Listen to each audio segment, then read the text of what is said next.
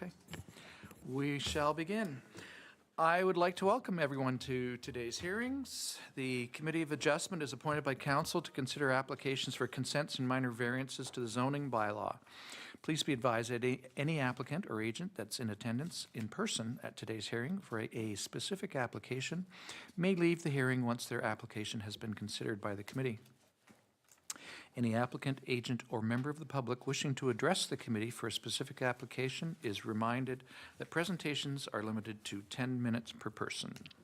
Could I please have a motion to adopt today's agenda? Strength and Watson. And would the Secretary Treasurer please read the resolution to adopt the agenda? Moved by Member Strength, seconded by Member Watson. Be it resolved that the agenda of the Gravenhurst Committee of Adjustment meeting dated February 20th, 2026 be adopted. Thank you. And we will call for the vote on that.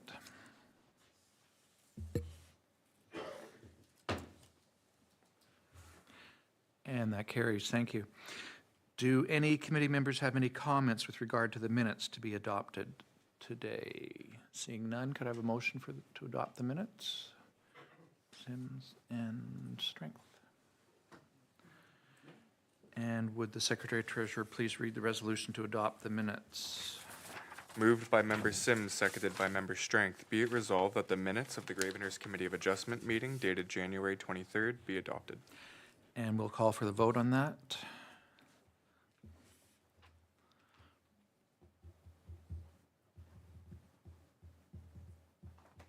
And that carries. Thank you.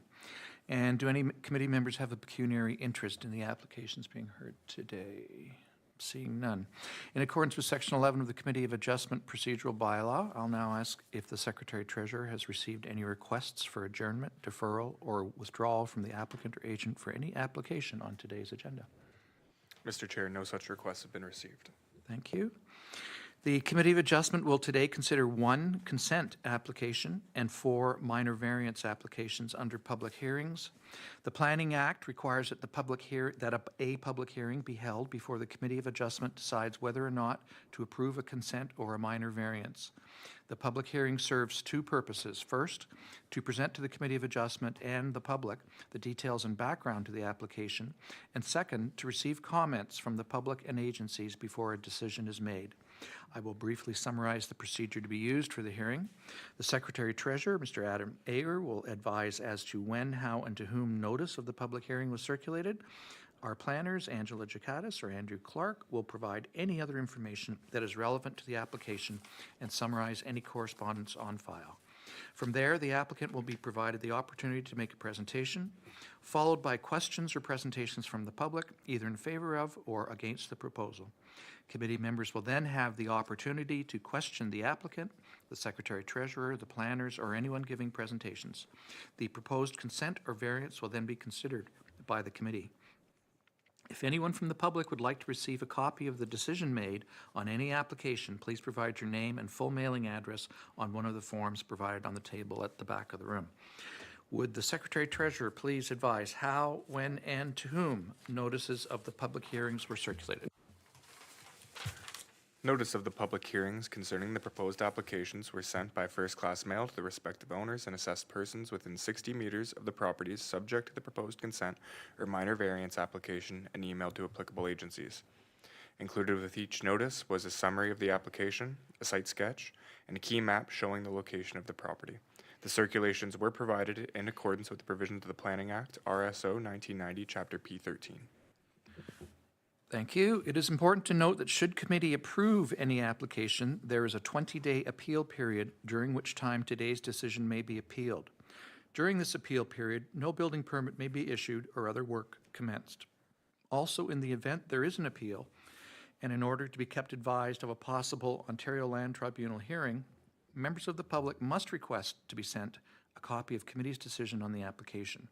Third-party appeals are no longer accepted. Only the applicant, the municipality, and certain public bodies will be able to appeal a minor variance or consent decision. We'll now deal with the application for consent. I now declare this to be a public hearing for application B02-2026 GR for Rubinato. I will now ask the senior planner, Angela Jakatis, to please provide any additional information that may be relevant. Thank you. Good morning. The subject properties are located to the west of the urban center with frontage on Pine Lake. The subject properties are accessed from Pine Lake Road, are located near the eastern end of the lake within the waterfront area designation, and are zoned residential waterfront RW6B. The Rubinato property is outlined in red, and it's difficult to see, but you can see the inclinator, at the side of the property, which is currently partially, the inclinator is used by the Gowland property to the east, but currently partially encroaches on the Rubinato property. So the proposal is to add a triangle of land visible at the lower portion of the slide in a light orange color, from the Rubinato property in green to the abutting property to the east, shown as Gowland in red. And that will correct encroachments of structures associated with the inclinator on the Gowland property. A concurrent zoning amendment was submitted to recognize the reduced size of the retained Rubinato lot and to recognize the new setbacks of the inclinator and associated structures. The related zoning amendment will be considered by council on Tuesday. Comments from the Deputy Chief Building Official request the Rubinato septic system to be shown on the plan and include side yard setbacks to the proposed new lot line. That has been included as a recommended condition of consent. Comments of no objection were received from the town's infrastructure technologist, fire and emergency services, parks and trails technician, and deputy treasurer, as well as no objection from the District of Muskoka. So we can just go through some photos, starting at the roadside of the benefiting Gowland property, showing the garage, shed, and there's a large parking area. And then turning and looking towards the severed lot, the triangle, and at the back of the picture, the retained Rubinato lot. You can see there's a stake shown in the picture. There's also a ribbon in the tree reflecting part of the triangle of land, which will be transferred to capture the encroachments, which include the access ramp to the inclinator, and it's shown with the green posts and white railing, as well as the winch house for the inclinator, which is shown as the brown box.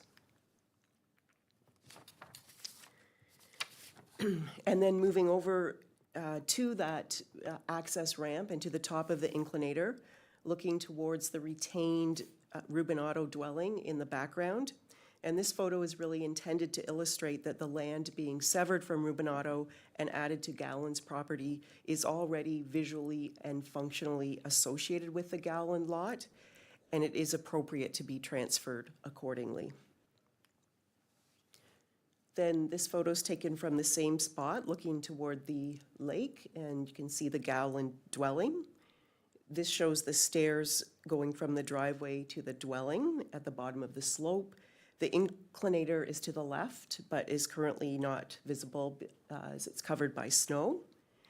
And you can also see at the left mid of the picture, there is a survey stake, again, marking one of the boundaries of the land to be transferred. And then moving down to the dwelling and looking the other way up the inclinator, you can, again, there's a stake representing the edge of land being transferred from the neighbor to this property to incorporate those currently encroaching structures. And again, at the top is the access ramp with the green post, white railing, as well as the small winch house box. And then just looking at another component of the inclinator, the cart. and turning in, looking east across the front of the Gowan dwelling, which is located quite close to the water, as well as there's a boathouse on the property visible. And the last photo is then just turning and looking west to the retained Reuben Auto dwelling. This is looking across the Reuben Auto lot, which is heavily treed with mature vegetation, and just would reiterate here that it's staff's opinion the reduced lot area of the Reuben Auto property will have no impact on the functioning of that lot. So as detailed in the staff report, planning staff are satisfied that the proposed consent conforms with the official plan, is appropriate, and would recommend approval of the application subject to the recommendations. And that concludes the presentation. Perfect, thank you. Do the applicant or agent have a presentation they wish to make? If they're present today, come forward. We'll need your name and mailing address. You need to hit the mic there, Chris. Yeah. Chris Bunker, TA Bunker Surveying, P.O. Box 1180, Gravenhurst, Ontario, P1P 1V4. I don't really have much to add. The inclinator was added several years ago, maybe about 15, 20 years ago, for Ms. Gowan's elderly mother. And at the time, both she and Mr. Reuben Otto thought it was on her property. And it was just discovered last year when we did the survey for Ms. Gowan that the encroachment was there, so, yeah. Okay, so I'm here if you have any other questions. Okay, thank you. Are there any questions or comments from members of the public? Seeing none. Committee, the staff's recommendation is to approve the consent application. Do I have a motion to that effect? Member Watson, seconded by Member Ungerman. I will now ask Adam Ager to please read the resolution. Moved by Member Watson, seconded by Member Ungerman. Be it resolved that having regard to the matters prescribed under Section 5312 of the Planning Act, RSO 1990, Chapter P13, that consent be granted for application number B02-2026 GR Reuben Auto, conditional on 1. A certificate of consent for the severed lot be submitted to the Secretary Treasurer along with a registered paper copy of the reference plan. 2. Digital drawing files of the reference plan PDF version shall be provided to the town. A mapping fee to reflect the new lot configuration be paid in accordance with the current fees and services charges bylaw. 3. The subject lands be zoned to A. Recognize the lot area of the retained lot, and B. Recognize the reduced setback of the inclinator and associated structures on the resulting lot. 4. Final approval of the subject Final approval be subject to the Town of Gravenhurst confirming that the sewage system on the retained lot is satisfactory for on-site sewage disposal, and that any problems identified by the town with any existing sewage system on the retained lot or resulting lot be corrected to the satisfaction of the Town of Gravenhurst. And 5, that the proposed severed parcel be added to the abutting lands to the west, and that Section 53 of the Planning Act, RSO 1990, Chapter P13, be applied to any subsequent conveyance of or transaction involving the parcel of land that is subject to this consent. Thank you. Committee, any questions, comments, concerns? No, I think this one's pretty straightforward. Okay. Okay, and I'll ask Mr. Caddis, are there any recommendations or comments to bring to the attention of the committee as a result of these proceedings? Staff would recommend that committee approve the application with the recommended conditions. Okay, thank you. Then we'll call for the vote on the resolution.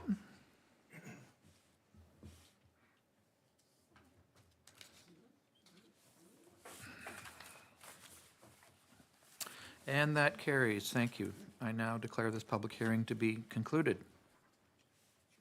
We'll now move on to the applications for minor variance. I now declare this to be a public hearing for minor variance application A11-2025 GR for Jacuzzi. I will now ask the planner, Andrew Clark, to please provide any additional information that may be relevant.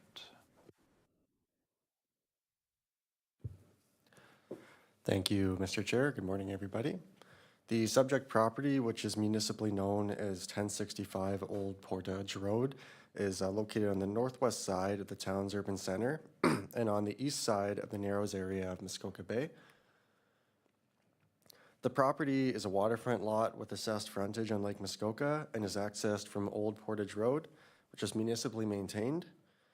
It is zoned residential waterfront, RW6D, in the zoning bylaw and is within the waterfront area designation of the official plan. The property is within a residential waterfront area, which consists of smaller lots that are well vegetated and developed with detached dwellings and accessory structures with varying setbacks from the water.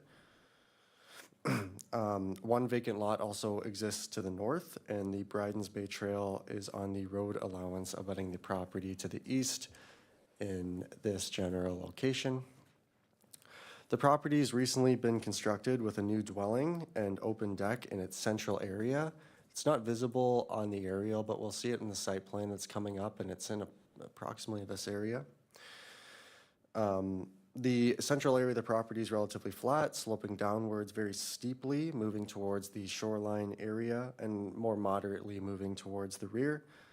The area outside of the existing development footprint, including the shoreline, predominantly consists of mature trees and exposed bedrock and is in a relatively natural state. So the applicant is proposing to legalize an existing deck and construct a new one-story detached garage. Committee may recall this application at the June 20th, 2025 meeting, which was deferred to confirm a suitable septic design and location for a new septic system in relationship to a proposed garage location, or revise the location of the proposed garage to not interfere with the approved septic location due to concerns that were raised by the Deputy Chief Building Official in the review process. So the proposal at that time is shown on the site plan. You can see that the garage is on the north side of the property and adjacent to the septic area. And the application at that time requested to permit a lot coverage of 15.5% within 60 meters of the optimal summer water level, where 13% is permitted, again, for that proposed garage. The applicant has since provided a revised site plan showing a new location for the garage, which is now on the south side of the property and away from their approved septic location.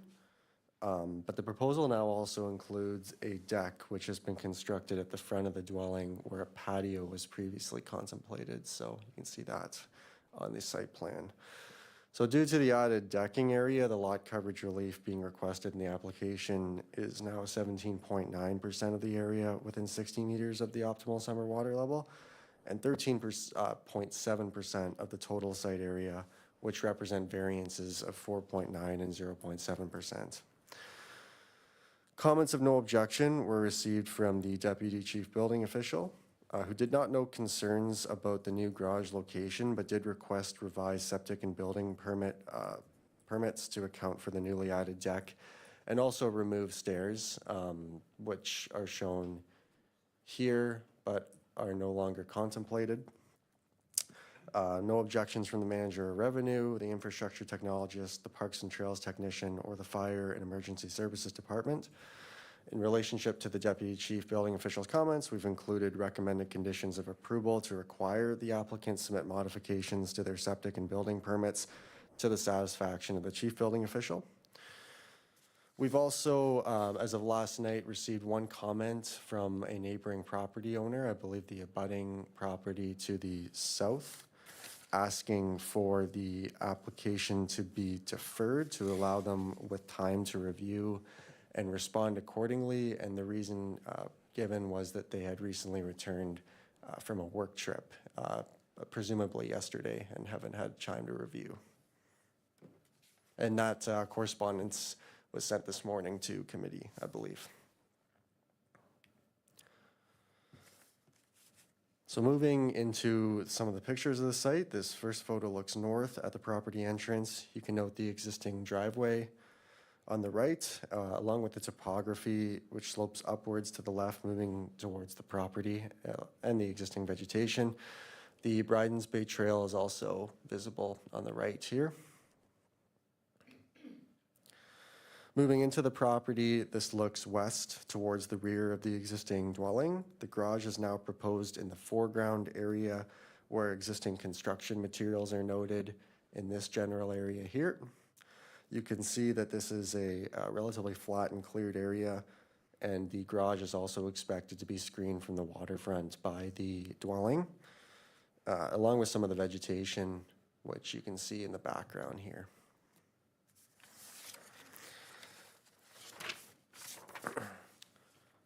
This looks south from the proposed garage location to the abutting side lot line.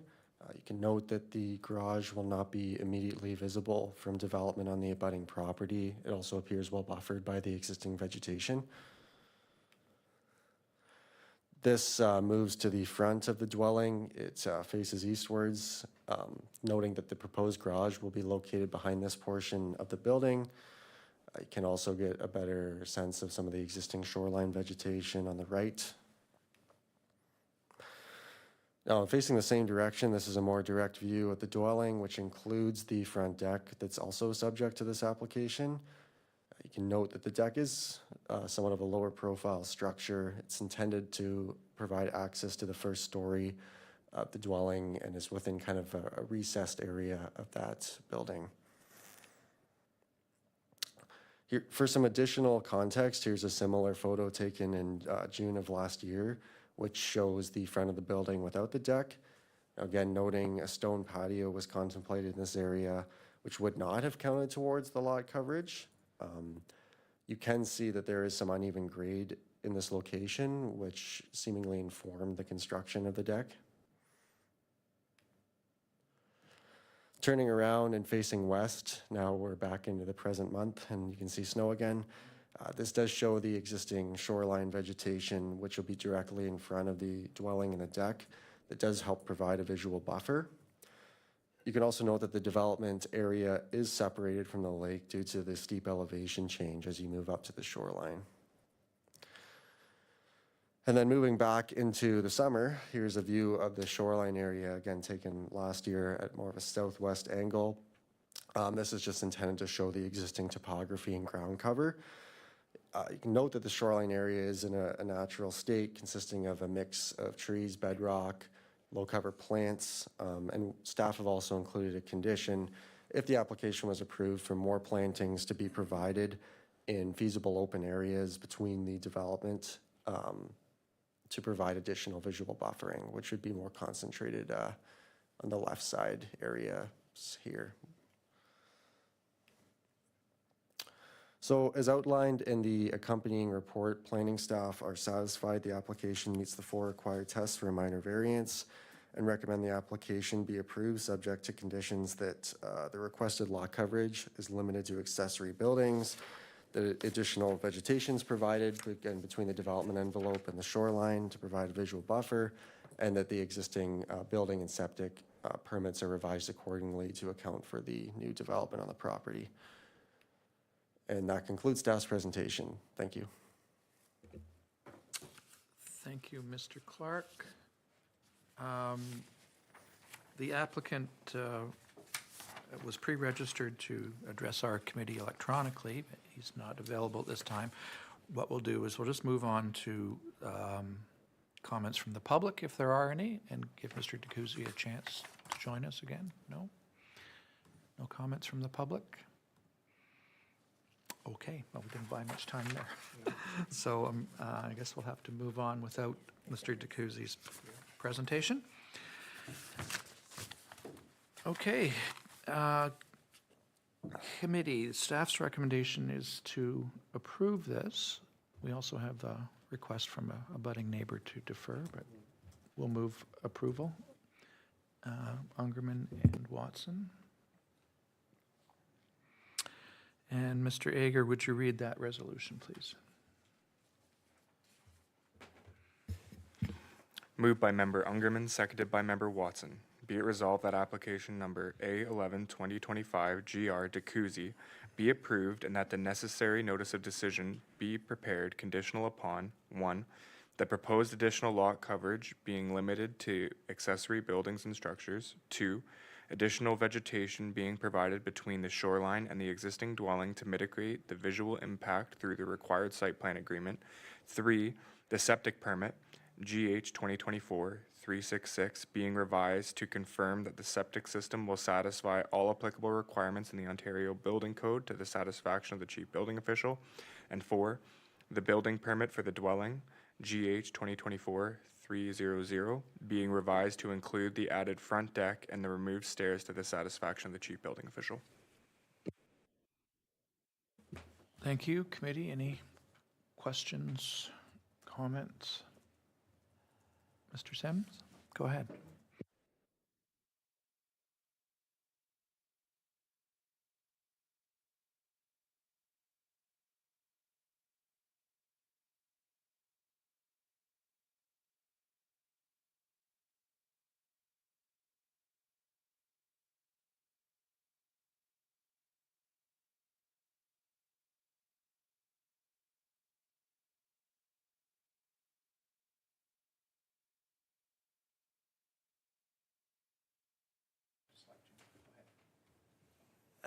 Thank you, Mr. Chair.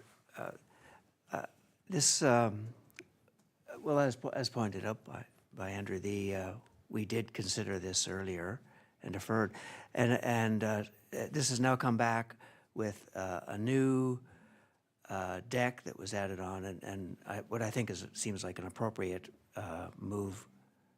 Relocation of the garage, so I'm quite comfortable with that. It's the new deck that I'm just, I guess, posing a question, and it's got to do with the lot coverage aspect, because the property plan, the site plan as shown, also includes quite substantial waterfront development with an inclinator. It'll be a substantial inclinator given the topology at that site, and is this, I'm just curious if I get an opinion, Andrew, is this going to come, could this possibly come back with yet another increase as the waterfront development occurs?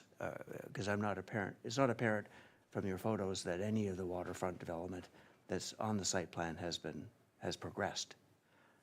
So what I'm just cautious about is whether this is going to come back for yet another increase in lot coverage that is not yet revealed to us, but that might be apparent to the builders. A long drawn out question. Mr. Clark, do you want to comment on that? Yes, through you, Mr. Chair. Certainly, we're kind of limited to reviewing what's proposed to us, and the deck was something that was kind of discovered a little bit later on and communicated to us also by the applicant to the building department specifically. It's not, based on my conversations with the applicant, it doesn't appear that they have any additional development plans. The garage would provide storage for the vehicles, and the deck would provide that amenity space in the dwelling. And there wouldn't be any more anticipated development in the shoreline when considering the boathouse area and the dock, which have received approvals. But certainly, like this, if this application was approved, it would limit the lot coverage to the area that we're just talking about now. The applicant could have the ability to apply for more in the future, as any applicant could. Although there does appear to be more limited areas on this property that could be developed, and it's not clear to us there'd be any further development on the property. But I'm not sure if the applicant's with us. Perhaps they could provide additional clarification. And just noting that the lot coverage measurement includes the deck. It doesn't include the shoreline development area of the property, which is a separate provision. And that's focused on like the boathouse and the dock, which is almost maxed out. So you wouldn't anticipate any more development in the area between the water and 20 meters from the water.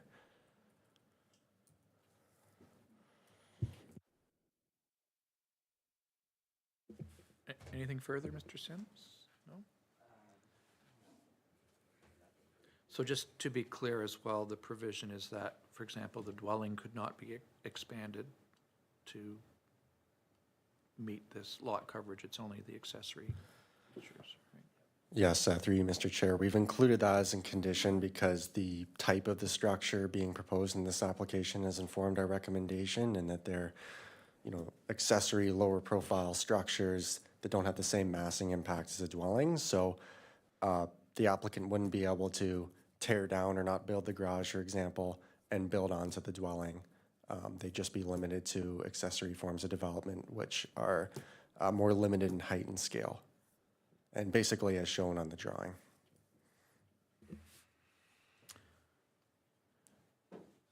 Anything further? Go ahead, Mr. Sims.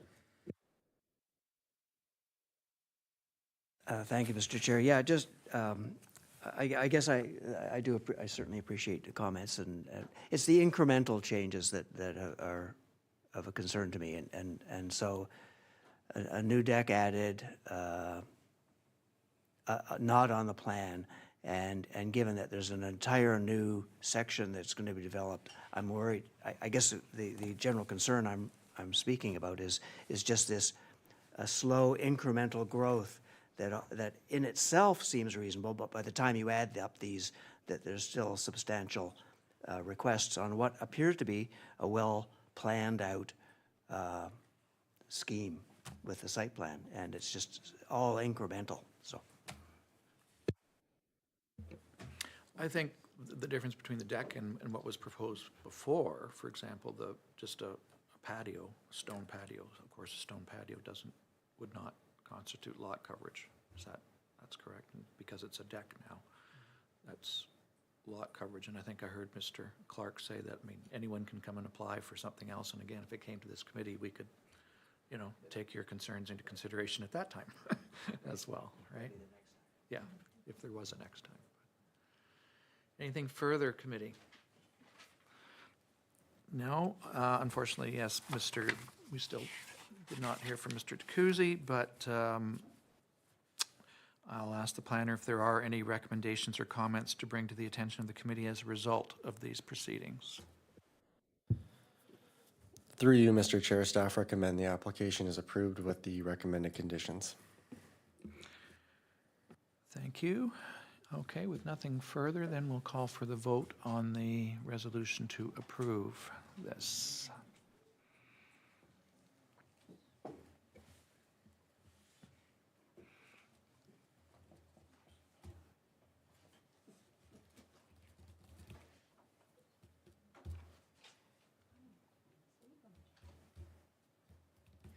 And that carries.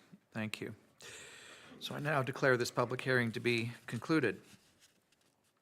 I now declare this to be a public hearing for minor variance application A01-2026 GR for Terrell.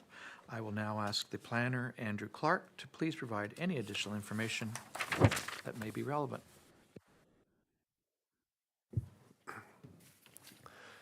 Thank you, Mr. Chair.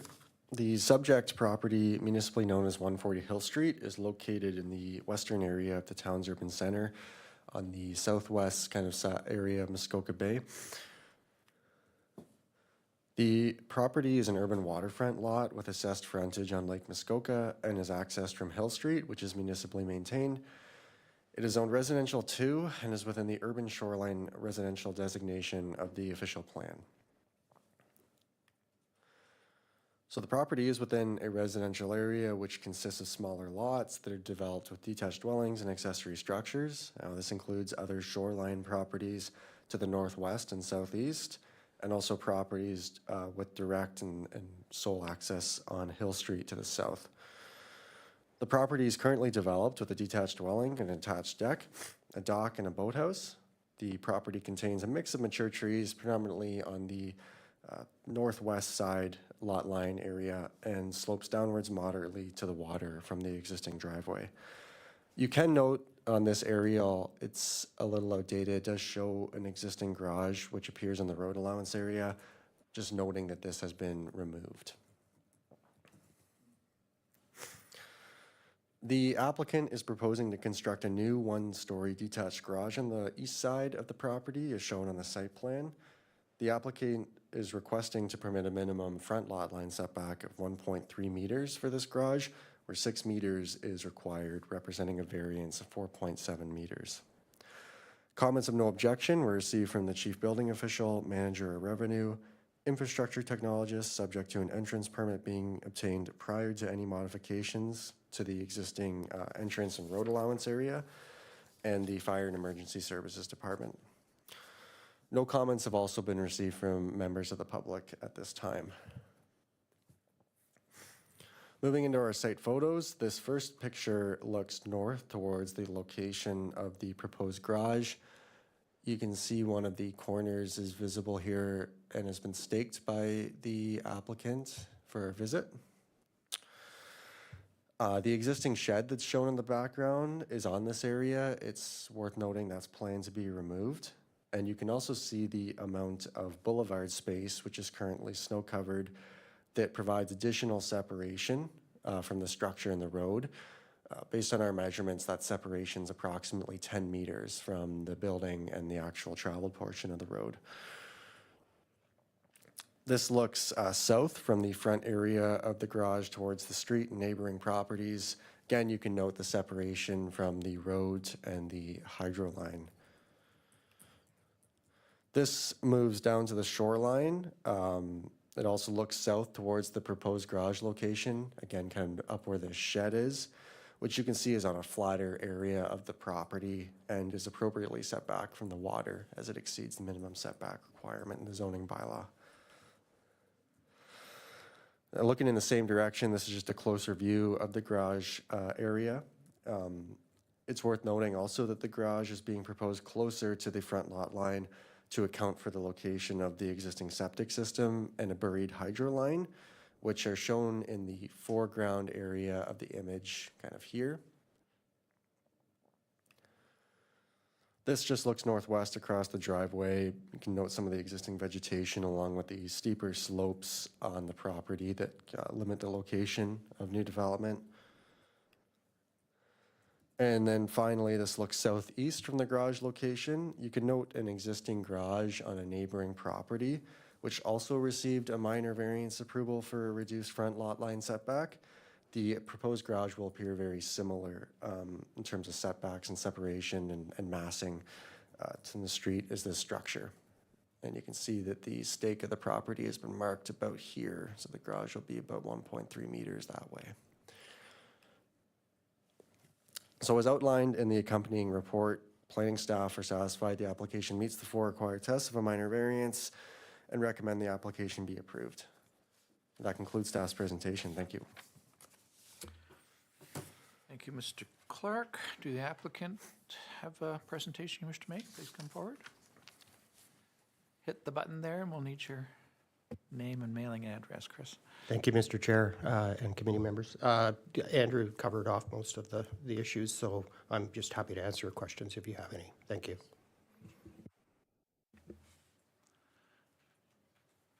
Okay, thank you. Are there any questions or comments from members of the public in attendance? Seeing none.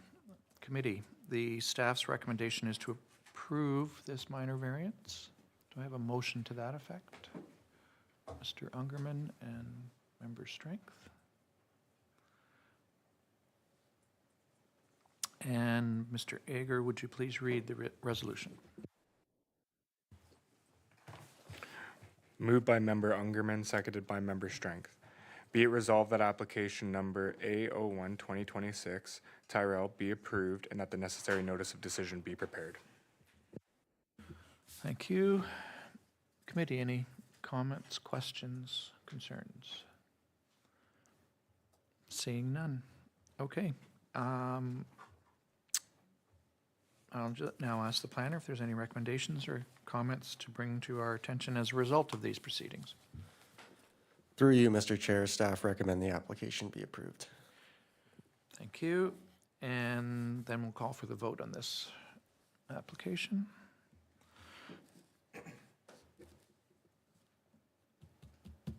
And that carries. Thank you very much. I now declare this public hearing to be concluded.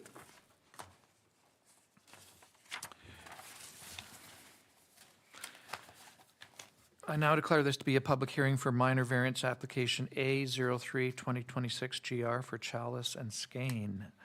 I will now ask the senior planner, Angela Jakatis, to please provide any additional information that may be relevant. Thank you. The subject property is located in the western area of the municipality on Turtle Lake. The property is located in a residential waterfront neighborhood on a peninsula of land separating Loon Lake and Turtle Lake. The property is designated waterfront area in the official plan and zoned residential waterfront, RW6D. The land is accessed by Pine Tree Road, which provides access to properties on both Turtle Lake and Loon Lake, and resulting in lots that are relatively narrow in depth. As with most of Turtle Lake, the property fronts on a narrow waterway. The aerial photography importantly shows the shape of the shoreline in relation to the dwelling. And it's just something to keep in mind when going through the photos, as the winter photos don't properly depict the shoreline. This provides a conceptual view of the proposed addition, the porch addition, just from two different angles there. And again, just something to keep in mind with the angles of the shoreline. The proposal is to construct a dwelling addition, as shown hatched in yellow, which will result in a maximum dwelling width of 18.7 meters at the widest point when measured at a setback of 13.1 meters from the water, representing a variance of 4.6 meters. The Deputy Chief Building Official noted that construction will need to comply with the maximum percentage of openings as per the Ontario Building Code, and also the site plan drawing needs to indicate the setbacks from the property line and from the septic. Comments of no objection were received from the town's infrastructure technologist, deputy treasurer, parks and trail technician, and fire and emergency services. So just going through the photo, this first photo was taken standing from the road looking towards the dwelling. As noted in the staff report, an addition is not possible on the left side of the dwelling due to the non-complying existing side yard setback.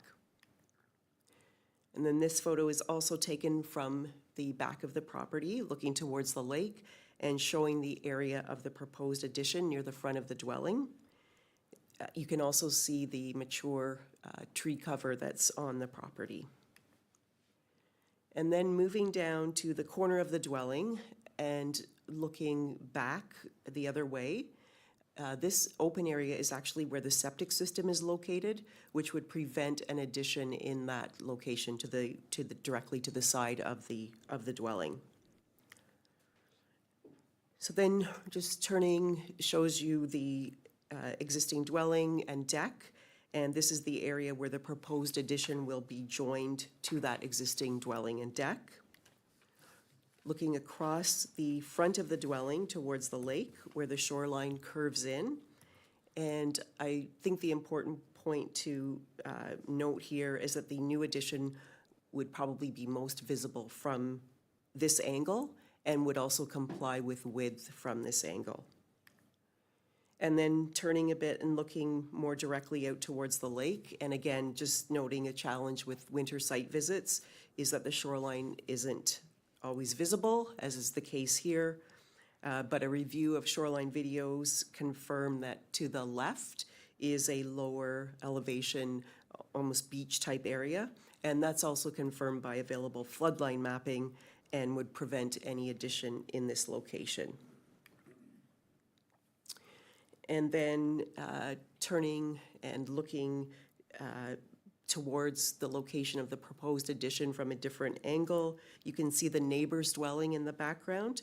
And although setback from the lake isn't an issue, you can the addition appears to be in line with the neighbor's dwelling. And then again, just the location of the area of the addition from a different angle. The applicant's agent has indicated that no tree removal is required, and vegetation retention is captured in the recommended condition for a site plan agreement.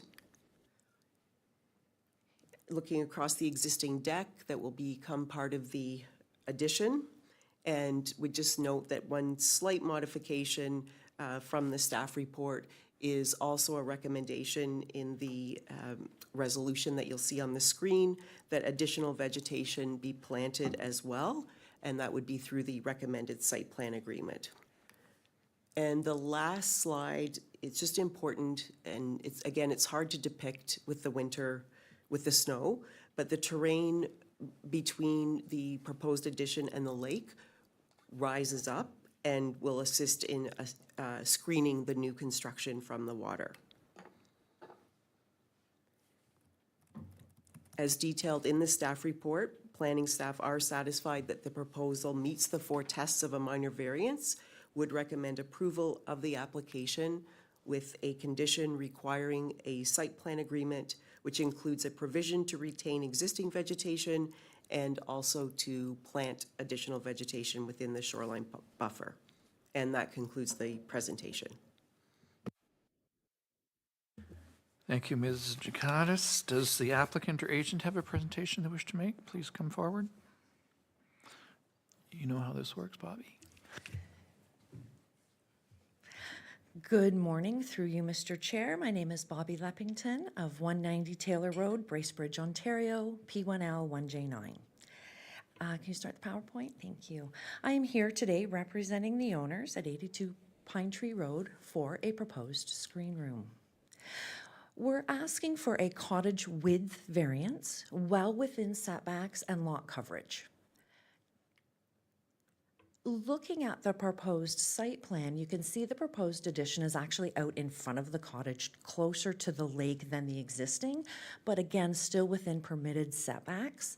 And it's the angle we measure width from pin to pin on the corner and back that are giving us our cottage width measurement. This is just a view of the proposed screen room. And this corner of the, let me get it there, this corner of the deck is this corner of the deck. And you can see the view is southeast. As we move in and around the property, I'm standing on the dock and you can see the large shoreline rock outcrops. Those rocks rise up and then back into the property. The photo on the right, I'm about 20 feet into the property looking out, and you can see it's very well buffered from the lake in the area of our proposed addition. Photo on the left, looking up the neighbor's property, you can see the septic lids and the power on the, oh, I'm gonna change the, there we go. We can see the power to the septic is up in this area. And the photo on the right, again, standing at the dock, looking back towards that southeast portion, which is the view. We provided the framework to answer the 4 tests of a minor variance, and we have a very well-treed lot. The addition will have a very low visual impact due to topography, and having a screen room on the property is the missing element. The owners purchased the cottage about a year ago, and we're in a permit with a renovation. And it's the screen room that's missing to allow them to have that outdoor space. This is the best location on the property, and I just wanted to point out here just the large mature vegetation and trees, and of course, as recommended by planning staff, always open to planting more. I'm here to answer any questions you may have. Thank you, Ms. Leppington. Are there any questions or comments from members of the public in attendance? Seeing none. Committee, the staff's recommendation is to approve this minor variance. Does committee have a motion to approve? Member Watson, Member Sims. And Mr. Ager, would you please read the resolution? Moved by Member Watson, seconded by Member Sims. Be it resolved that application number A03-2026, Chalice and Skane, be approved and that the necessary notice of decision be prepared conditional upon a site plan agreement being entered into confirming the retention of vegetation and the planting of additional vegetation within the shoreline buffer area. Thank you. Committee, any questions or comments, concerns? Mr. Sims, go ahead. Thank you, Mr. Chair. Just a very quick comment, and it's just that I think this is a good compromise. And it was actually the photos that showed the location of the septic at the side, which requires this to step forward. I mean, those are conflicting needs, but this is a good compromise. So. So noted, thank you. Anything further, committee? I'll now ask our senior planner if there are any recommendations or comments to bring to the attention of the committee. Ms. Chakatis. Staff would recommend that committee approve the application with the recommended condition. Thank you.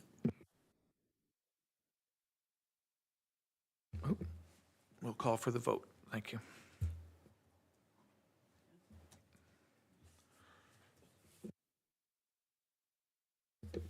Excuse me, and that carries. Thank you. And I now declare this public hearing to be concluded. I now declare this to be a public hearing for minor variance application A04-2026 GR for Wayrock. I will now ask the planner, Andrew Clark, to please provide any additional information that may be relevant.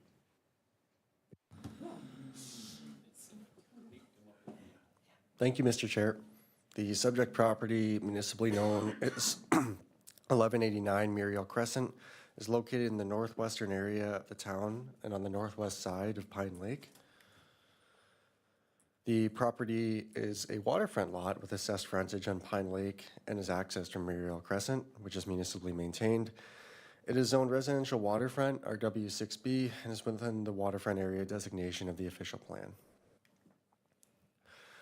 The property is within a residential waterfront area, which consists of smaller lots to the east that are developed with detached dwellings and accessory structures and are generally well vegetated. A vacant open space property also exists to the west, along with a couple developed backlot properties immediately to the north.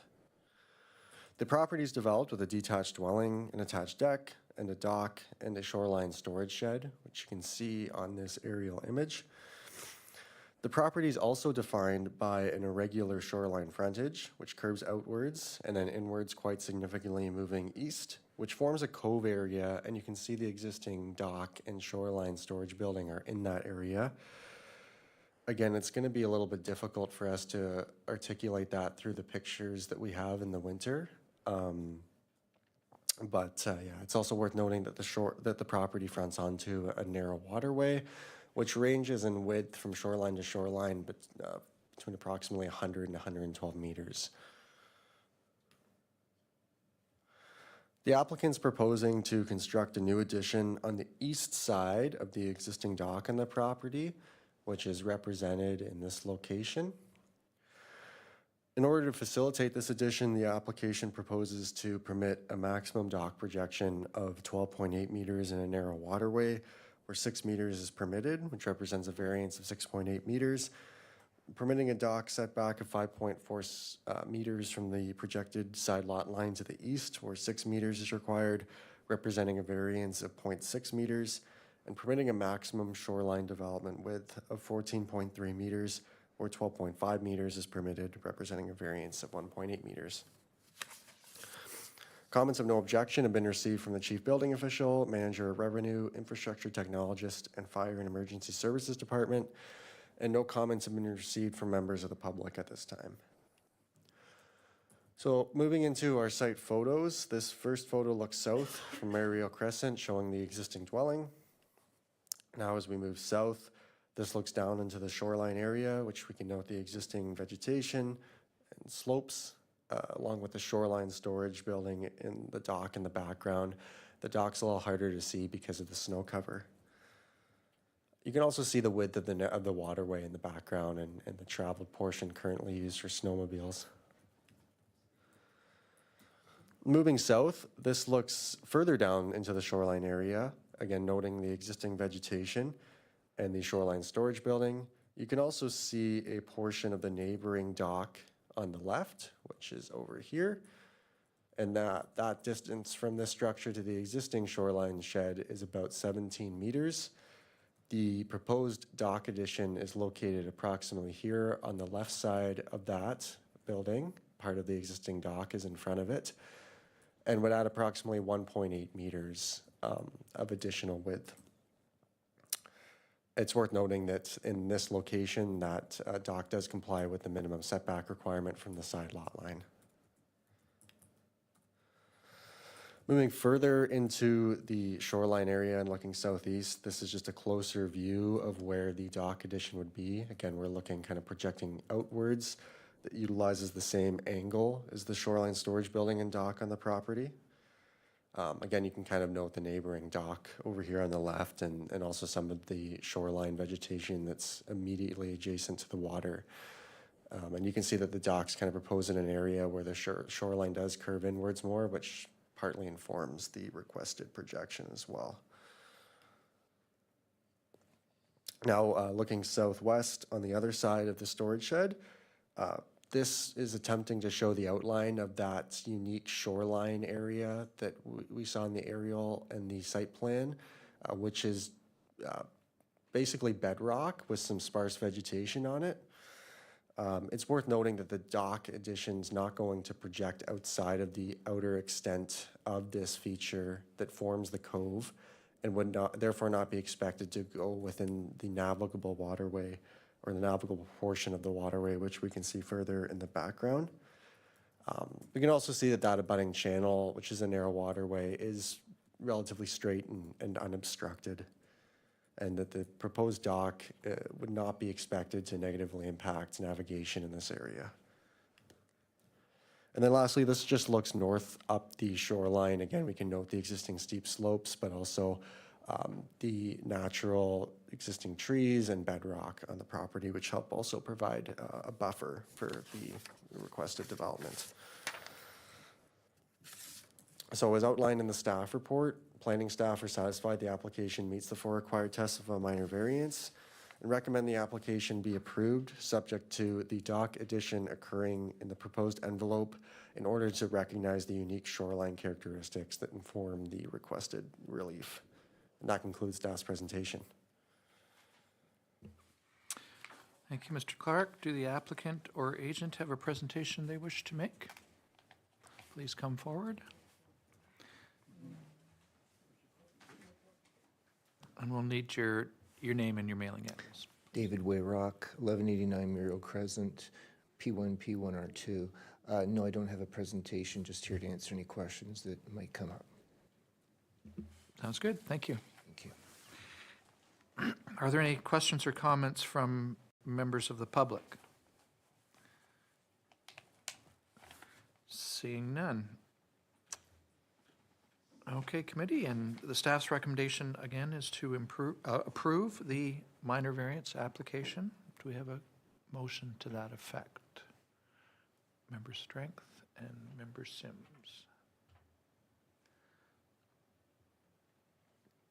And Mr. Ager, would you please read that resolution? Moved by Member Strength, seconded by Member Sims. Be it resolved that application number A04-2026 GR Wayrock be approved and that the necessary notice of decision be prepared conditional upon the dock addition proceeding in accordance with the envelope shown on the sketch dated February 9th, 2026. Thank you, committee. Are there any questions or comments? Member Strength, go ahead. Thank you, Mr. Chair, through you, to Mr. Clark, or perhaps the applicants. Just as a matter of curiosity, do we have any idea what the distance is like from shore to shore for the waterway, for the narrow waterway? Just to sort of ascertain how far out. Maybe you can't do that either in the wintertime. And I'd just like to say, you guys are troopers for going out in the winter elements and trudging through the snow. Oh, way to go, Ms. Giacata. Yeah. And I'd also like to go on record and say that I prefer the summer photos as opposed to the winter photos. Mr. Yes, Clark. through you, Mr. Chair, we don't have a super accurate measurement, like we weren't able to measure the shoreline distance ourselves. But we do have our aerial mapping that we use to generalize that. And based on, I did measure that in different areas of the shoreline. It ranges between 100 meters to 112 meters in width, where the threshold's kind of 150 meters for it to be not considered narrow, has to be over that. Thank you. Anything further? No? Okay. I will now ask if there are any recommendations or comments to bring to the attention of the committee as a result of these proceedings. Through you, Mr. Chair, staff recommend the applications approved, subject to the recommended condition. Okay, thank you. So then we will call for the vote on this item.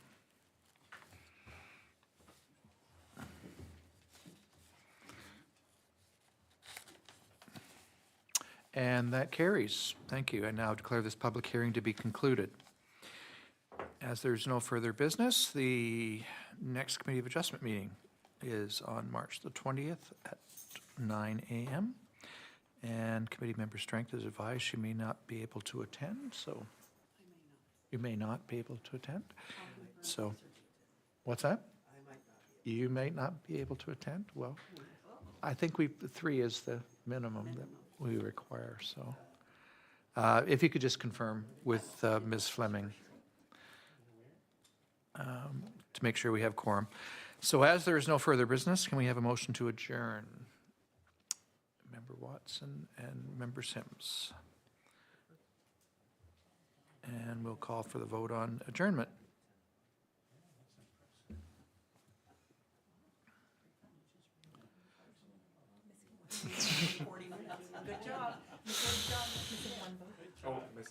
We have to, somebody didn't vote. Okay. Always have to vote to adjourn. Thank you, and that carries. And I now declare this hearing to be adjourned at a surprising 10:02. Thank you.